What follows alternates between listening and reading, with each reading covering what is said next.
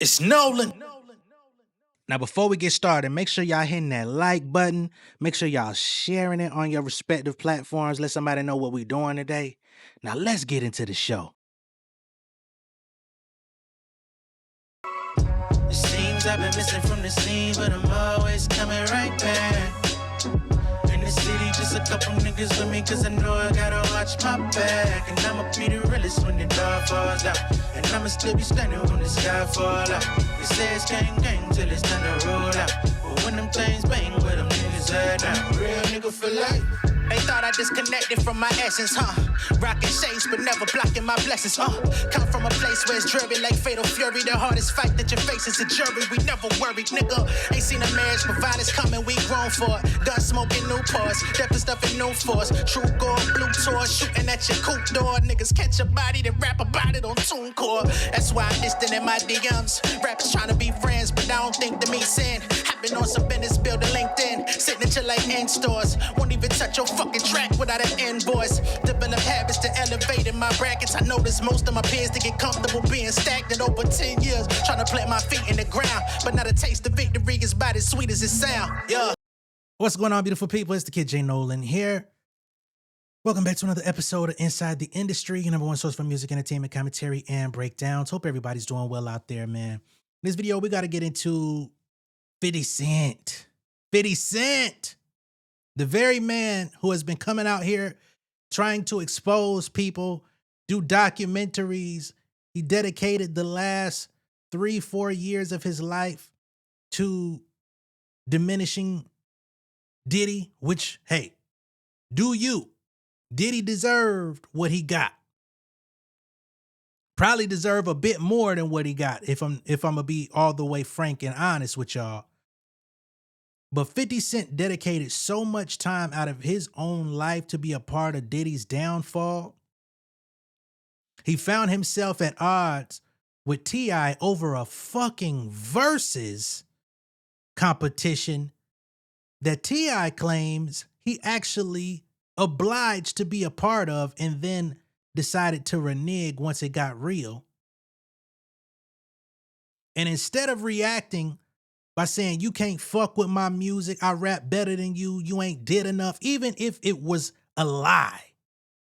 Rather than stand on the merit of his own music, he decided to try to attack this man and say, I'ma do a documentary about you too. Now, we have the layers being peeled back on this nigga's skin. Not only do we have a new lawsuit which has been filed within the last couple of days, but we also have his ex, the mother of his child, who's been actively in court against him because he actually lost a lawsuit to a default judgment about harassment, about her home being burnt down, all this different type of stuff. And what he did was try to go to the court and say, hey, she violated an NDA to never talk about these things. She's not supposed to talk about me. So telling her truth about her mistreatment, mishandling, and perhaps abuse, because she said that she was abused and intimidated, right? For coming out and telling these things. We now have a former employee that used to work for him at G Unit who is also coming out and suing 50 Cent for harassment, retaliation, intimidation, and ultimately losing her job for refusing to perform fraud in her own name on his behalf. Yeah, we're going to get into it today. I may not be able to read the whole document because it's 60-something pages, but we're going to get to the meat and potatoes of this motherfucker. So let's go ahead and get into it. So here we have Miss Monique Myers, who is currently a resident of Georgia. She's suing Curtis James Jackson III, a.k.a. Curtis Jackson, a.k.a. 50 Cent, a.k.a. Fifth, a.k.a. 50, demanding a jury trial. Her complaint for damages comes now, Monique Myers through undersigned counsel and files this lawsuit against Curtis James Jackson. And for her complaint shows the following.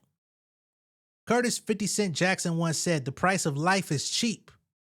So if you got the money, if you got the bag, it's gonna happen." In this case, those words were not mere conjecture, they were his mission statement. Jackson ran his workplace the same way he built his public persona, through fear, humiliation, loyalty tests, and punishment. Money bought power, power demanded obedience. Anyone who refused became a target. She allegedly worked for him for 12 years, so she would know.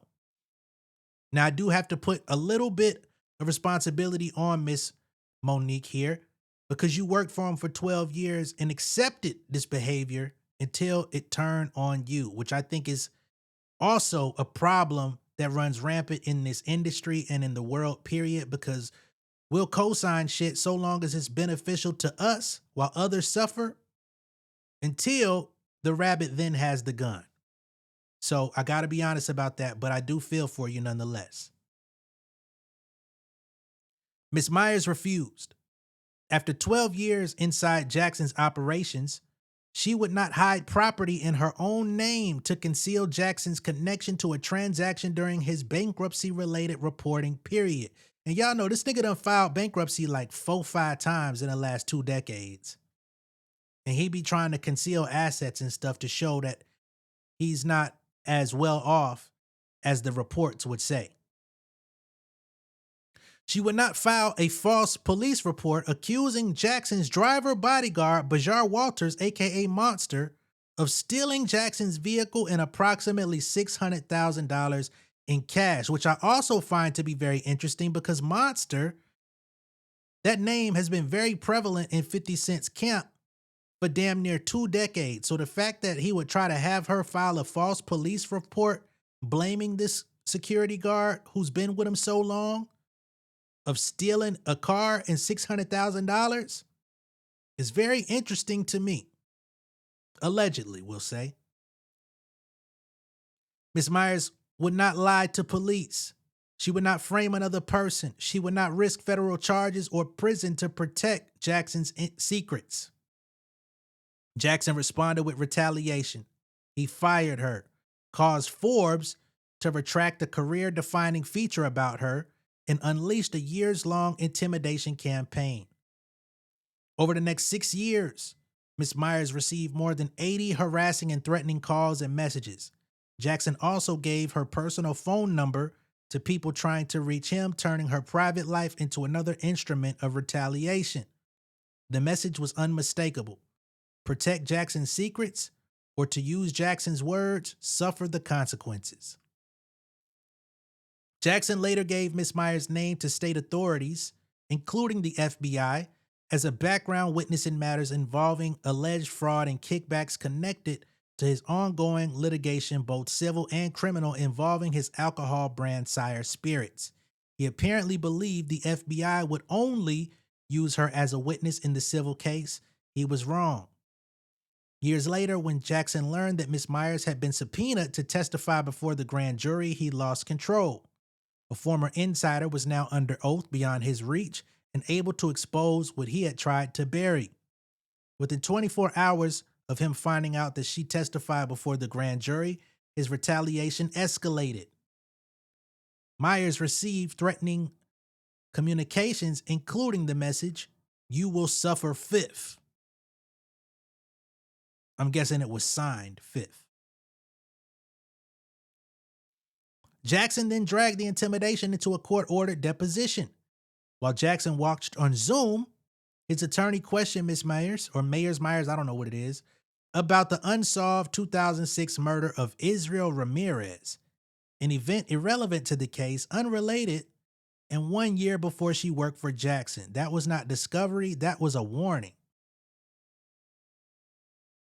So while she was being deposed, she was then asked about a completely unrelated situation of an unsolved murder of someone named Israel Ramirez. She believes that this was an intimidation tactic, saying, "Remember what happened to him and nobody found out what happened?" Now, I don't know if 50 was connected to that or anything. Never heard the name, but that's very interesting. The campaign did not stop. On August 3rd, 2024, beginning before dawn, Ms. Mayers received 15 calls in roughly 3 hours, including voicemail stating, "Bang, bang, I shot you down." What the hell? Kill Bill? Young Buck? I know you ain't listening to Young Buck. You don't fuck with him. Please tell me y'all know that song. Exactly 1 year later, she received 15 more calls. Same date, same count, same pre-dawn timing.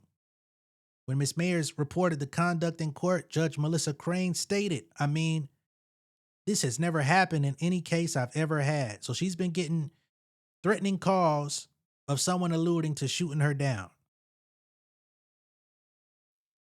This case is about power without accountability. Jackson demanded illegal favors because he believed people around him existed to serve his needs, protect his image, and absorb his risks. Sounds a lot like the paperwork we read about Diddy too, right? When Ms. Mayers rightfully refused, Jackson fired her. Who else went through that? Thought it was Capricorn. Then he used texts, calls, threats, and grotesquely outrageous deposition conduct to punish her, frighten her, and attempt to force her silence.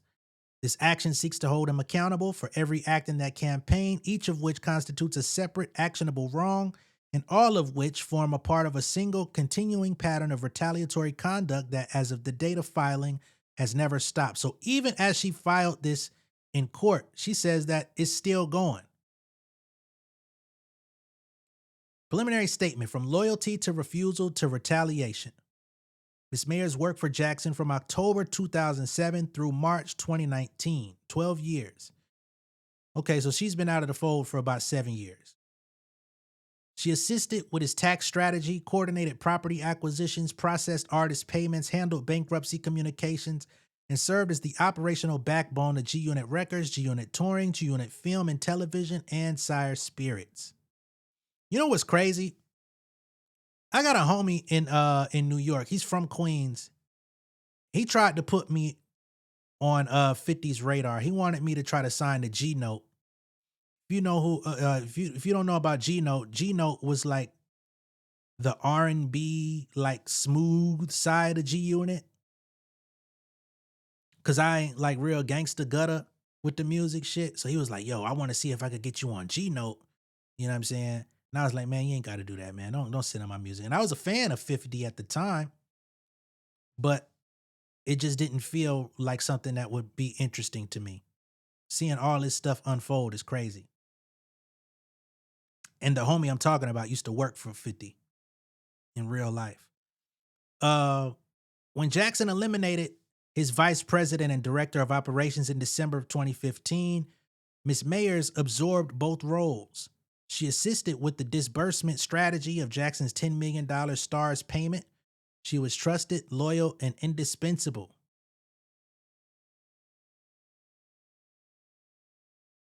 That loyalty ended when Jackson ordered Ms.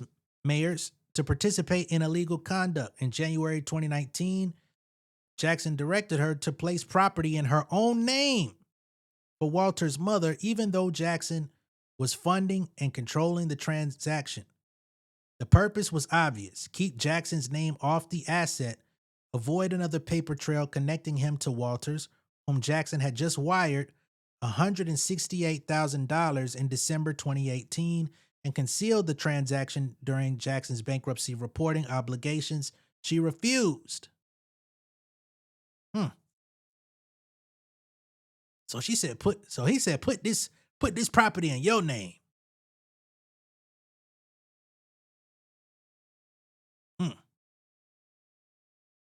Jackson then escalated. On February 25th, 2019, the attorney Steve Sava directed her to file a police report falsely claiming that Walters had stolen Jackson's SUV. Ms. Mayers refused. Walters had permission to drive the vehicle. Filing that report would have required Ms. Myers to falsely accuse Walters of a crime. Sava then called back with Jackson and private investigator Tom Rafferty on the line. Only then did the story change. Now, all three men claim Walters had stolen approximately $600,000 and pressured her to report the vehicle stolen because the money was supposedly connected to it. She responded by first immediately raising Jackson's bankruptcy exposure, reminding the men that Jackson would need documentation showing the source of the $600,000 before making any report to law enforcement or the bankruptcy court. She then refused again. She would not frame Mr. Walters, file a false police report, or risk her own liberty to protect his secrets. Jackson and Sava then instructed Ms. Mayers to terminate Walters without disclosing that Jackson was secretly listening on the call. Ms. Mayers refused to participate in that deception too. So this was him trying to find a way of firing his security, longtime security. Say he stole the car. No, he didn't steal the car. He had permission to use it. Okay, say he stole $600,000. You're gonna have to provide documentation of where that $600,000 came from. All right, well, you fire him while I listen in on the call. Shortly thereafter, on March 27, 2019, Jackson terminated her without cause and without severance. So let me scroll back up for the timeline here. So in February of 2019, all of this happened. In the very next month, almost a month to the date, he let her go. No reason and no money to leave with. Jackson first attacks Ms. Mayers' reputation. After Jackson terminated Ms. Mayers, he did not simply walk away.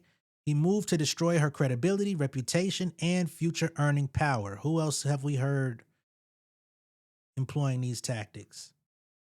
Jackson weaponized his attorneys to shut down a Forbes profile of Ms. Mayers' career by leveling knowingly false accusations of embellishment. The purpose was plain: kill a positive public profile, poison her name in the entertainment industry, and make future employers afraid to hire her. The result was devastating. Despite 12 years of senior operational experience, Ms. Mayers has been effectively blocked from obtaining employment commensurate with her experience. The harassing calls and texts begin. After attacking Ms. Mayers' reputation, Jackson's intimidation campaign moved to her phone. From January 2020 through March 2026, Ms. Mayers documented more than 83 incidents of harassment involving at least 25 unique phone numbers from California, Texas, Georgia, New York, and in one instance, Tanzania. Because Jackson invaded her privacy by recklessly distributing her number, strangers called and texted all hours asking for Curtis, 50, Curtis James Jackson III, and 5th. The calls were not random. They were designed to make Ms. Mayers feel watched, exposed, and reachable by anyone in Jackson's orbit or random people he came into contact with. Direct evidence later confirmed Jackson's role. On September 1st, 2023, Victor Sr. texted Ms. Mayers and confirmed that 50 gave him her number in passing in San Diego at the park to get tickets to Jackson's show. So 3 years later, she finally got somebody to come forward and say, yo, 50 gave me your number to get tickets to his show, knowing she hadn't worked for him for over 4 years at this point. When Ms. Mayers called another number back, two men told her 50 Cent owed them $100,000 for some girls. What? And explained 50 had called them from Ms. Mayers' number a year ago. These confirmations were not speculation. They were direct evidence that Jackson personally distributed Ms. Mayers' phone number. Owed them $100K for some girls. Jackson's intimidation escalates around sworn testimony. The harassment escalated when Miss Mayers became a witness in proceedings involving Jackson and Sire Spirits. In 2021, Jackson provided Miss Mayers' name to the FBI as a former employee and potential background witness in connection with the criminal investigation involving Mitchell Green. Why you would put her name into it knowing you fired her on some bullshit? You thought she was going to come back and testify on your behalf?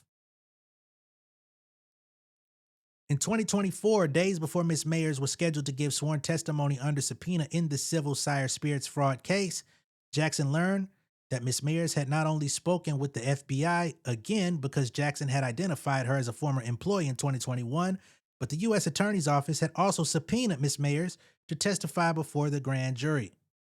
Jackson's paranoia and need for control overtook the obvious fact that he had created the very risk he now feared.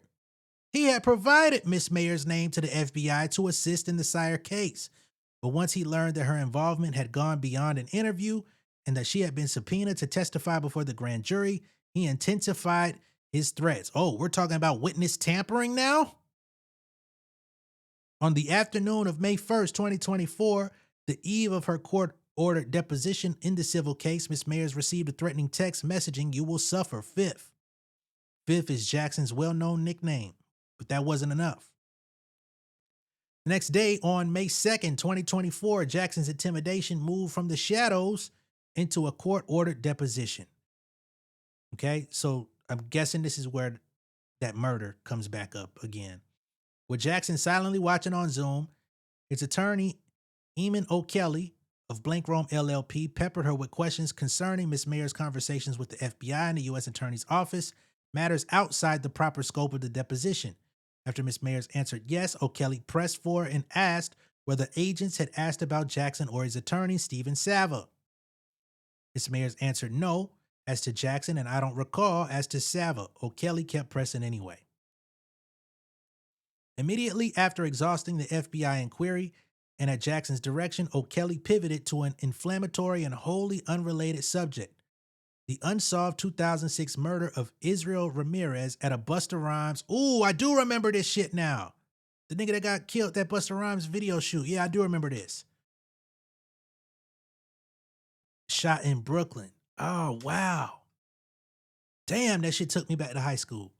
O'Kelly asked Miss Mayers directly, "Do you know who shot and killed Israel Ramirez in Brooklyn at a Busta Rhymes video shoot?"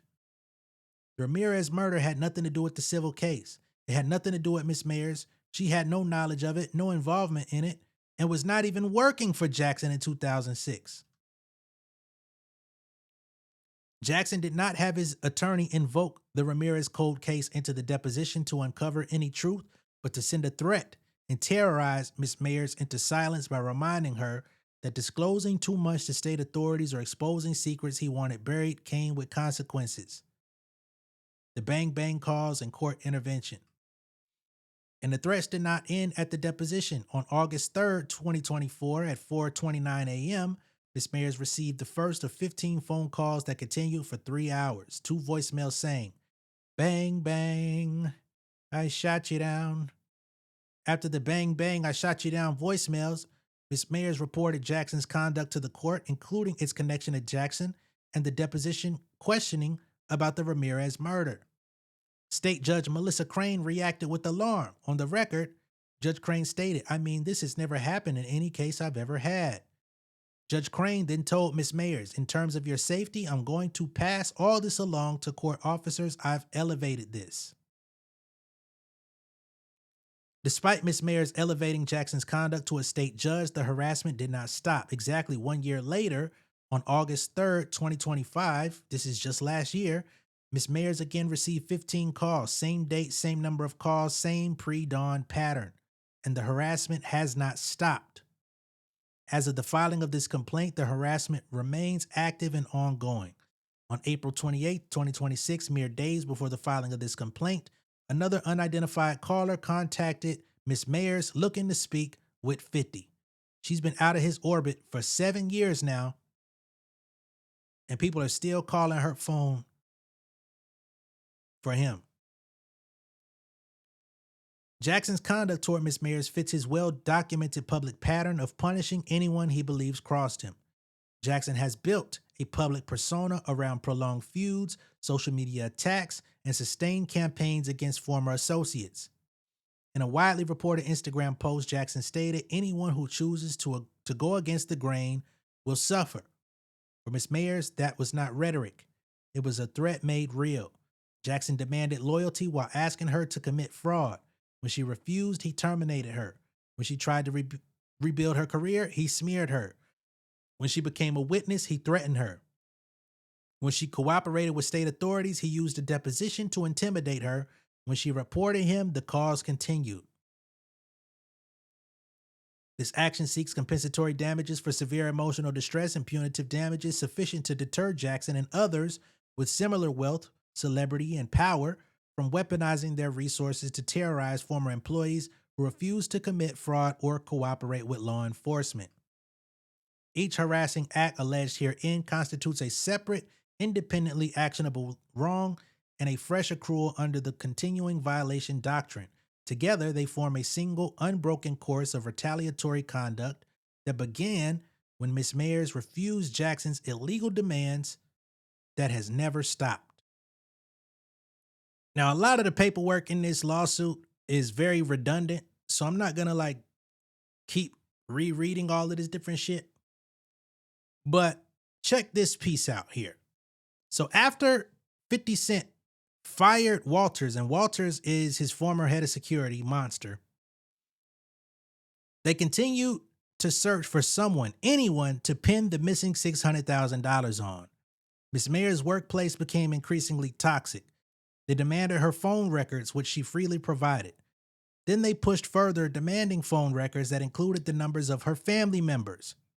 Ms. Mayers drew the line. Given Jackson's history of harassment and intimidation, she had no interest in exposing her family, especially her children, to his brand of toxicity. In response to Ms. Mayers' refusal to disclose her family members' phone records, Jackson's investigator threatened, "If we want your family's phone numbers, we can get them." The pressure took a physical toll. Ms. Mayers began suffering persistent headaches throughout the day and went to urgent care. Although she had no history of high blood pressure, urgent care diagnosed her with elevated blood pressure, gave her a work note, and instructed her to rest. Ms. Mayers informed Jackson he reacted with indifference. She was then referred to a specialist the following day. Her physician confirmed her pressure was higher on March 19th than the night before and directly asked whether her job was stressful. Interestingly enough, within the same time frame, Sava and Rafferty changed targets again. Like Keystone cops, desperate for a culprit for the supposedly stolen $600,000, supposedly is interesting, they began looking at the superintendent of Jackson's building and his wife. On March 27, 2019, Jackson terminated Ms. Mayers after she worked for him for well over a decade without providing a reason. Ms. Mayers put her keys on her desk and left. Although Jackson promised severance, he never paid it. So she was supposed to receive a severance when she was relieved of her duties, to which he never followed through on. In the weeks following her termination, Jackson sent George Bishop, a childhood friend and Jackson's head of security at the Connecticut mansion, to Miss Mayer's home. Bishop delivered what appeared to be a message from Jackson.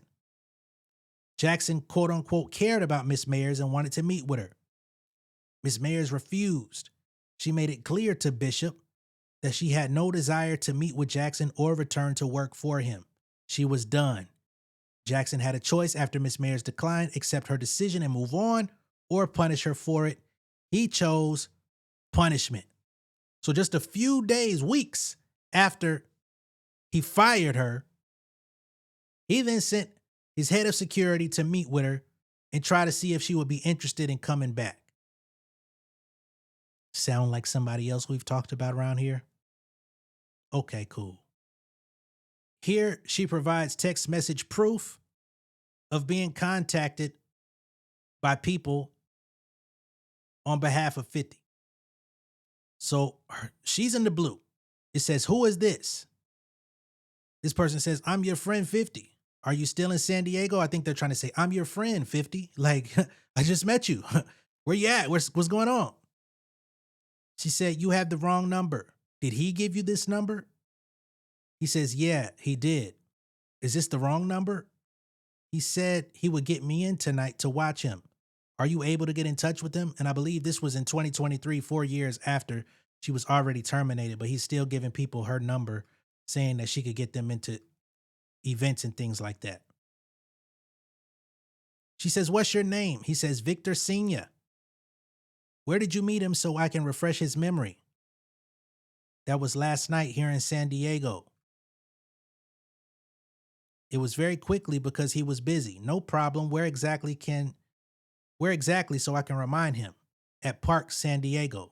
Good thing she asked these questions, and good thing this person was willing to divulge so that she could get more information as to the nature of what the hell was going on.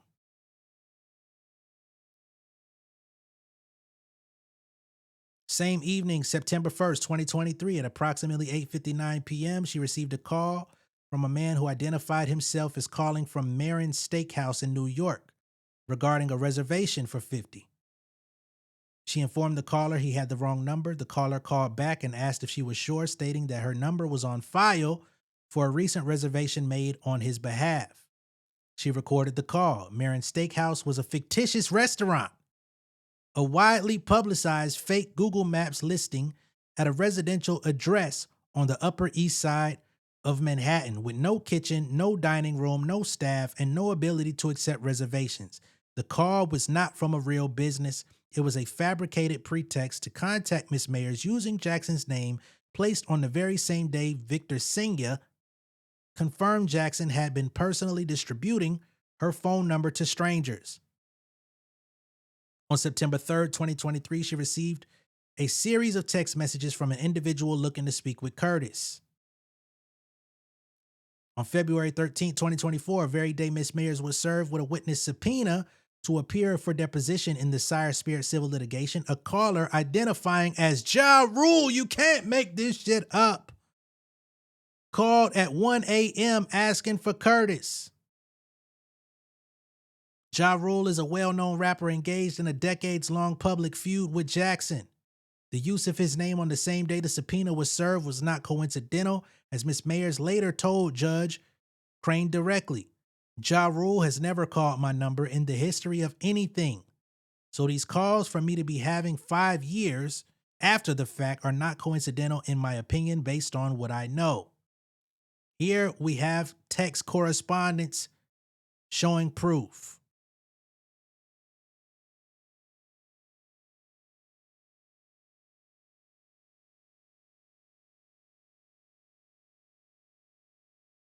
On March 6, 2024, she received a call at 12:50 a.m. from a barely intelligible male caller repeatedly requesting to speak with Curtis. On August 13, 2024, 11:17 a.m., she received a missed call from a number that displayed the caller ID, Nadia Boyd, the mother of Tony Yayo's daughter. Tony Yayo is 50 Cent's longtime hype man and promoter of caviar pancakes. When Miss Mayers called the number back, a woman answered and denied having called Miss Mayers, a denial consistent with Jackson's pattern of using intermediaries to make contact while remaining in the background. So they got Tony Yayo's baby mama to call her phone on the random and then say, I didn't call you, when she returned contact.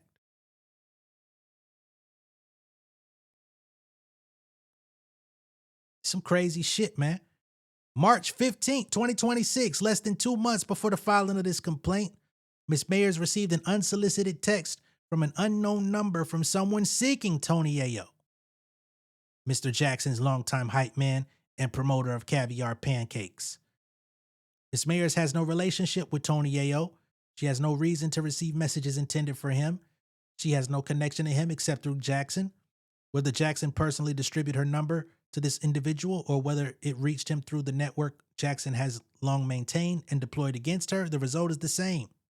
Jackson's world was once again forced into her life, uninvited, unwanted, and without legitimate purpose, and she's no longer located in New York to even be a part of what he has going on. She's in Georgia. Even as recent as March of this year. So yeah, man, she's suing him. for harassment, retaliation, emotional distress, and all of these different things. She has these logs of these weird ass people contacting her, calling her phone, texting her phone, asking for 50, looking for 50, people trying to retrieve debts from 50. All of these different people are getting her phone number contact. Some of them are literally getting her contact from 50 Cent himself, even though she hasn't worked for him for over 7 years at this point. Now, of course, this is going to be subject to how the judge sees it. Going to be, if it proceeds to a jury, how a jury perceives it. Not sure if it's going to make it that far. I don't know what the outcome of this will be. We already know 50 Cent has way more resources than she does. She's a former employee. She can't retrieve another job in the entertainment industry because he's already actively been sullying her name. Anytime her name comes up, people reach out to him for reference or to see how she was as an employee for his company. He like, nah, she's bad business. So she's now relocated. She's in therapy, and she's still been receiving harassment, even as she's been away from the situation for years. Again, this is also in tandem with his ex, mother of his first child, Marquise, who is also battling with him in court for retaliation, harassment, and all of those different things as well. So as much as he tries to point the finger at other people and make documentaries and make it seem like he's this squeaky clean, reformed gangster, there's people that actually have been in his orbit who say, no, it's a farce, very much on the contrary. All right? Let me know what y'all think of all this down below in the comments. Be sure to like and share this video. If this is your first time seeing me on YouTube, go ahead and subscribe to the channel, become an insider. I'll see y'all on the next one. Peace.